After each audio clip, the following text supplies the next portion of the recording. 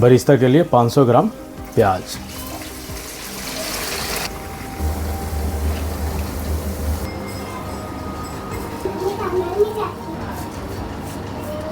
अब इसका दरदरा चूरा तैयार कर देना है इस तरीके से क्रश करके। अब खुशबू वाला मसाला एक तैयार कर लेते हैं। 2 मोटी इलायची, 8 हरी इलायची, 1 जावित्री, 1 इंच दालचीनी, 10 काली मिर्च, 5 लौंग, आधी चक्री फूल, 1/4 जायफल का टुकड़ा।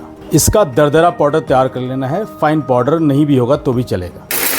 इस तरह का तैयार। 2 किलो चिकन लिया है और सबसे पहले जो लेग पीस है इसका जो ये पार्ट है ना, यहाँ पर कट लगा देना है, जिससे कि जो इसका ये रबर की तरह ये जो नस है ना ये खुल जाएगा। यदि आप इसे छोड़ देंगे तो पकने के बाद स्ट्रक्चर जो लेग पीस का है वो ख़राब कर देगा। अब इसे एक बड़े बर्तन में ट्रांसफ़र कर देंगे।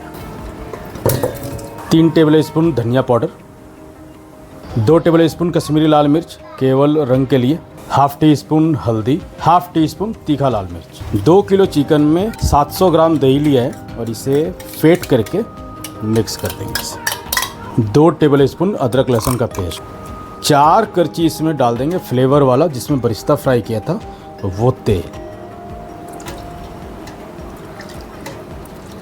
स्वाद अनुसार नमक, साथ में 5 लौंग और 7 से 8 हरी इलायची। और अब इसे डायरेक्ट चूल्हे पे चढ़ाएंगे।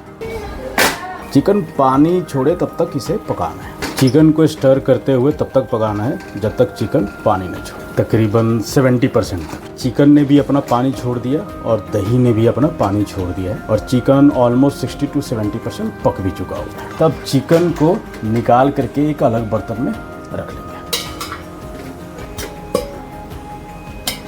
अब इसमें बरिस्ता का चूरा डाल देंगे जो हमने तैयार किया है। साथ में 1 टेबल स्पून धनिया, 1 टेबल स्पून देगी मिर्च रंग के लिए। इसमें दही का पानी है, चिकन का पानी है, इसमें एक्स्ट्रा ऊपर से पानी अभी नहीं डाला हुआ है, बट यदि नीचे लगेगा मसाला तो इसमें हम पानी ऐड करें। इसे हाई फ्लेम पे स्टर करते हुए भूनना है और तब तक भूनना है जब तक ग्रेवी दानेदार ना हो जाए। जो बरिस्ता है वो, जो दही है वो, दोनों हेल्प करेगा ग्रेवी को दानेदार होने में। तो ये तकरीबन 20 से 25 मिनट समय लगेगा और ये हाई फ्लेम पे ही अब कुकिंग हो। तो ऑलमोस्ट 20 से 25 मिनट हो चुका हुआ है और जो ग्रेवी है वो आप देखें ये दानेदार तैयार हो चुका हुआ है। अब यहाँ पर चिकन को ऐड कर देंगे। अब चिकन का जो लास्ट 30% है वो भी पका दें। तैयार किया हुआ मसाला इसमें डाल देंगे। केवड़ा डाल देते हैं भाई इसमें। अब